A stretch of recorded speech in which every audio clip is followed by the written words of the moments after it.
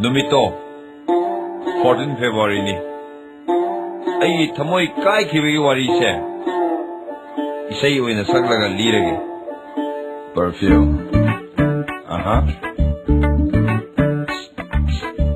perfume should chaiba angam gulab amma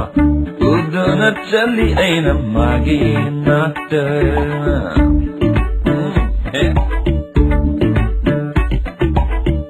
perfume should chaiba angam gulab amma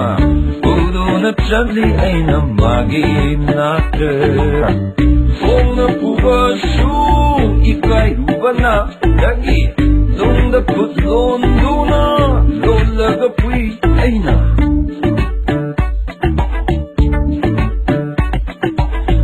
Adu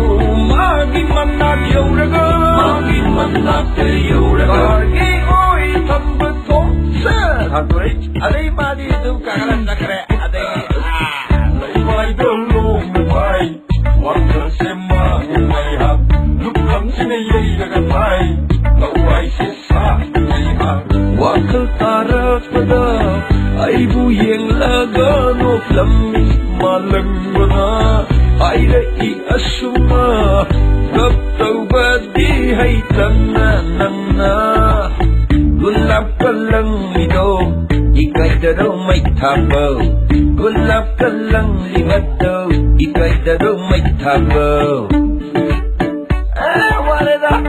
Ishika sama ega nate Taga uliraga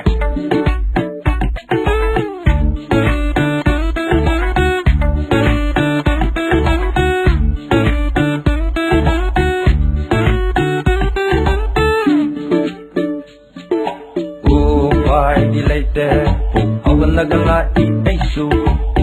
bai laite ukek hog lagala I aisu sam na chachaba misu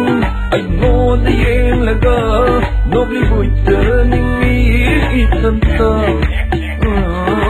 sam na chachaba misu ai no the yen laga nobly buitaning mi itanta dai na fam kham dai na gulab to lam to hi tai na fam khang de aina gulab to lam to hi ai bu yen laga amuk sunok na mi ma lang bag mana ai ra I asuma kat to ba di hai tana nang na gulab ka lang do ikay daro may thabaw gulab ka lang do ikay daro may thabaw Masini ai di thamoi kai khagi aten mawari adudagi ai su thamoi kai duna dum le hore aduna ne mayang wakal tabiu ko